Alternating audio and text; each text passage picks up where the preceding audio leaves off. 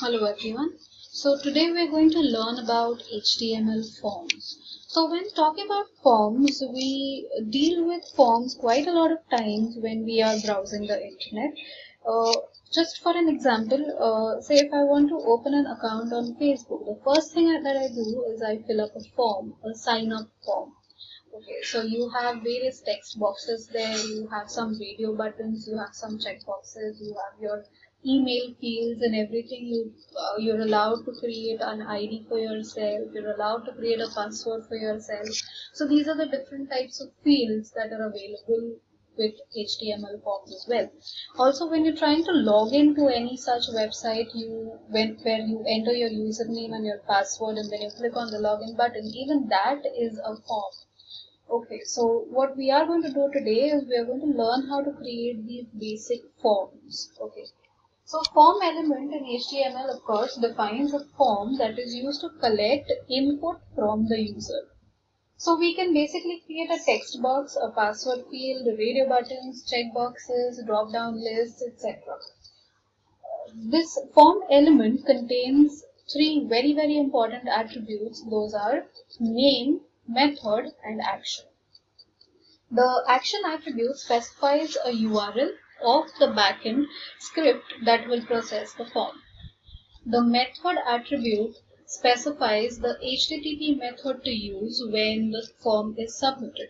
The possible values here are get and post.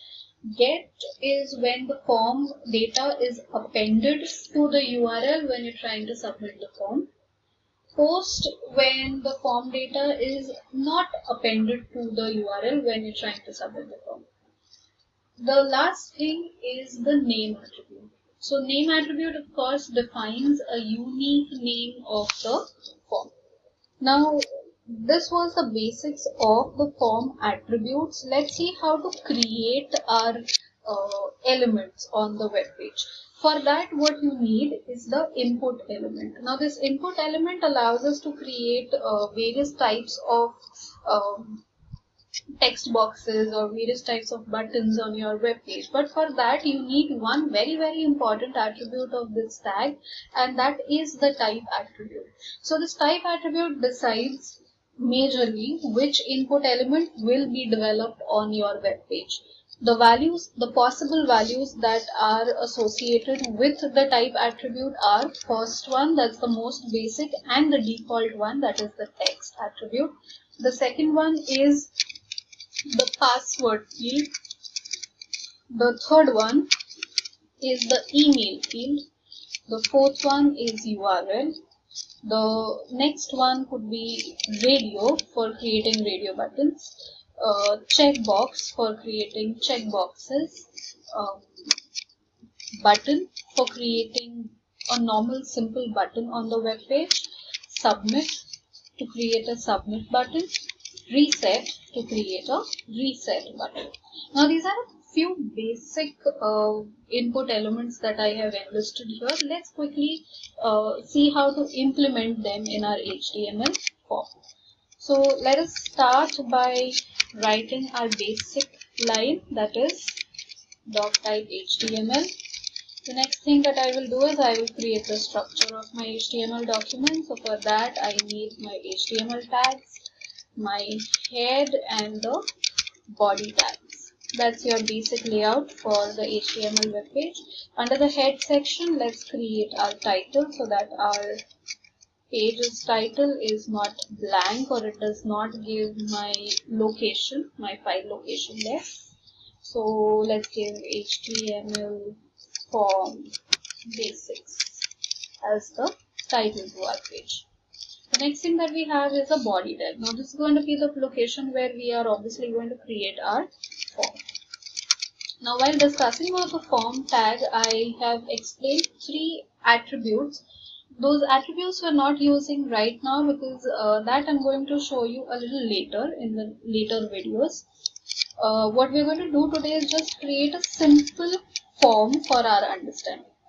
Okay, so now whatever label that I want to give to my input element or to my text box or to my check boxes is all what I'm going to write on the left hand side. the input tag is something that I'm going to write on the right hand side of the label. Okay, so let's just quickly move ahead. Input type is equal to, of course, when I'm talking about a name, it is supposed to be a normal text box. Therefore, I write input type is equal to text. Next, I'm using a break tag over here because of course I want all my elements to be displayed on different lines. The next thing that I want here is email. So for that, like we have the list in front of us, we will have, sorry about that, we will have our type equal to email written. Now the beauty of this particular type element or type value is that it automatically assigns a validation to your field. The validation is nothing but whether you are following the protocol of writing your email address or not. So sometimes what happens is just because we don't want to give our email addresses, we write any gibberish value without actually following the email protocol. So if I don't want to get into the scripting as such, or if I don't want to really write any other different types of validations, I can simply make use of input type equal to email and my task will be done. So it is going to check for whether I'm having an @ symbol or not.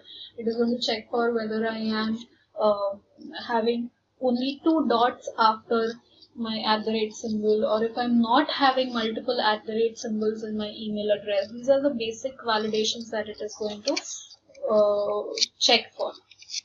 The next thing, I'm just trying to demonstrate how the password field will look here. So that's the only reason why I'm using password. So for that, we have the type is equal to password. Next, we have the gender. So for the gender, of course, we're going to make use of radio buttons. For that, the type value will be radio. Okay. Now, always remember that whenever that you're creating radio buttons or checkboxes, you are supposed to write your radio button value to the right. You cannot include it anywhere before because it doesn't look good when you're trying to present it. So for me, the value for the radio button will be written after my input tag. Now I don't want any new line after the first radio button. I want that to appear in the same line. Therefore, I'm not using the break tag here. So input type is equal to radio, and my next option is email. Now after this, I of course want my break tag. Next, let's say I want to include the hobbies. So for hobbies, of course, we're going to have our checkboxes because you can select multiple values. With radio buttons, you usually make only a single selection. With checkboxes, you select multiple values. So now since I want multiple values, I am not going to write them on one single line. I want them to be displayed on different lines. So I'm going to give a break after hobbies and then I'm going to start writing my input type. Input type is equal to, now this time the value will be checkbox. Let's say the first hobby would be singing. After this, again, I want a break because I don't want my checkboxes to appear in the same line, like I said. So the next thing that we have is dancing, and the next thing, let's just keep 3 values here. The next thing I'll have is reading. Okay. So these were my 3 checkboxes. The next thing that we have is our button. Now I'm done with my basic registration form, so I'll try creating a button for my form. So I'm going to make use of the submit button here. There is a reason why we make use of submit buttons more often is because submit has its own routine running in the background which checks for what attributes have been set inside the form tag. So if I have set my method attribute or the action attribute which have its own values, the submit button is going to perform the routine in that manner. So therefore submit button comes more handy than the normal input type is equal to button. I'll show you the difference in a while. So input type is equal to, the next thing that you have is reset. Now I've deliberately not given a break tag over here because I want submit and reset written in the same line. Okay, so let's save our form. So form1.html. Let's execute this now. Okay, so can you see you have your basic form ready over here? That's your first text box for the name. So let's say I write a name over here. Now, I just briefed you about what an email input type is going to do. So if I just lose focus from my email text box by just writing the name, if you see, I have got a red border around it, which is nothing but a warning saying that you have not entered the correct email address. So let's try entering Gmail @ Can you see, again it has given me a warning. So I do gmail.com dot. Again, can you see some problem has occurred? Okay. So that's how you make use of your input type is equal to email.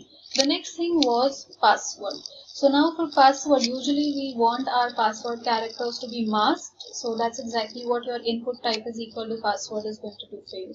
So let's try entering some values over here.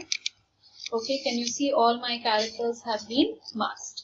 The next most interesting thing that you have to select over here is the gender, of course. Now, when I'm talking about the radio button selection, can you see I can select, or I am allowed to select both the radio buttons, which should not be the case ideally. So now what do we do in this kind of a scenario? What you just have to do is you will have to group both of these radio buttons. Now in order to group the radio buttons, you have to go back to your code, assign a same name value to your radio buttons, to both the radio buttons.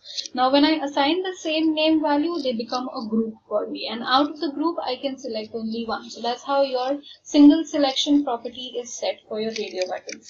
So name is equal to gender, and for the second radio button also I assign the name is equal to gender, right? So now if I go and refresh my page, can you see only one radio button has been checked now. So if I select the other one, my first selection has been deselected. Okay. Now, the next thing of course is our checkbox. So checkboxes need not have a single selection option. You can select multiple checkboxes. Therefore, you need not group them. Okay, so you can select all three of them. You can select any one. That's up to you. Alright, then the next thing that we have is the submit and the reset button. Now, the property of the submit button was that whenever that I click on the submit button, it is going to submit my data.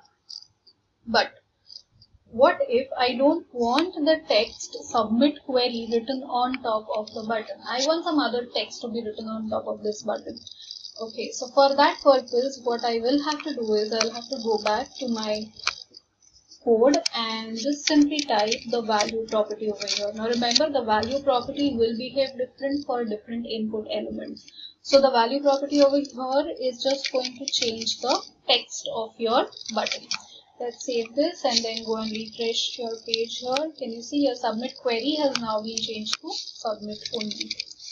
Now why is this property important? The value property is very, very important when we talk about buttons, is because if I'm not making use of the submit button, or if I'm not making use of the reset button and I'm trying to make use of my normal buttons, then in that case I need some text on the button, right? Since it does not have a default text, therefore I need to assign some text over there.